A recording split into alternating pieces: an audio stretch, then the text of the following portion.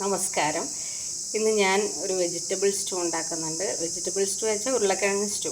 അപ്പം അത് ഞാനാക്കുന്ന രീതി ഞാനൊന്ന് കാണിച്ചു തരാം. ഉരുളക്കിഴങ്ങ്, ഉള്ളി, ഇഞ്ചി, പച്ചമുളക് ഇത്രയും സാധനങ്ങളാണ് ഇനി ഞാൻ ഉപയോഗിക്കുന്നത്.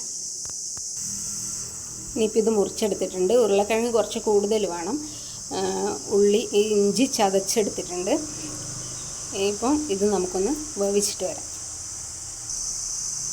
ഇത് കുക്കറിലേക്ക് ഇട്ട് കൊടുത്തിട്ടുണ്ട്. ഇനി ഇതിൽ ആവശ്യത്തിനുള്ള ഉപ്പിട്ട് കൊടുക്കാം.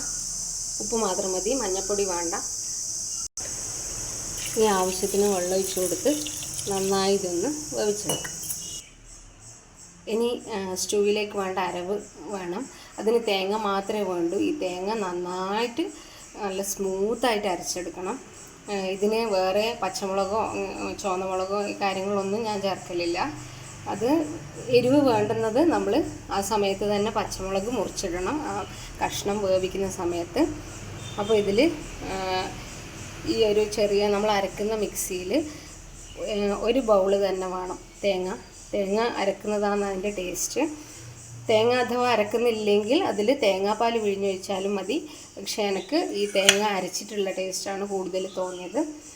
അപ്പോൾ ഇതിൽ നിറച്ചും തേങ്ങ എടുത്തിട്ടുണ്ട്. ഇതൊന്ന് അരക്കാം. അപ്പോൾ ഇതായി കഷ്ണം നന്നായി വെന്തിട്ടുണ്ട്. നമുക്ക് കൈകൊണ്ട് ഒന്ന് ഉടച്ചു കൊടുക്കാം.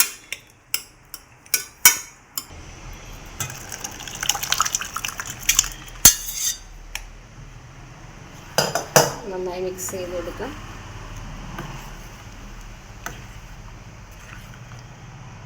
ഇത് തിളപ്പിക്കാതെ ഉപയോഗിക്കുന്നുണ്ടെങ്കിൽ അങ്ങനെയും ചെയ്യാം. ചൂട് കാലമൊക്കെ ആയതുകൊണ്ട് തേങ്ങ പോയി പോകുന്നത് കൊണ്ട് ഞാനിതൊന്ന് തിളപ്പിച്ചെടുക്കുന്നുണ്ട്. ഇതൊന്ന് പതഞ്ഞ് പൊന്തി വരുമ്പോൾ നമുക്കിതിൽ നല്ല ഫ്രഷ് കറിവേപ്പില ഇട്ട് കൊടുക്കാം. കുറച്ച് വെളിച്ചെണ്ണ ഒഴിച്ച് കൊടുക്കാം. കറിയിലേക്ക് ഇനി 2-3 തണ്ട് കറിവേപ്പില താഴ്ത്തി വെച്ച് കൊടുക്കാം. ഇനി അവസാനം അതിൽ വറുത്തിടേണ്ടതൊന്നും ആവശ്യമില്ല.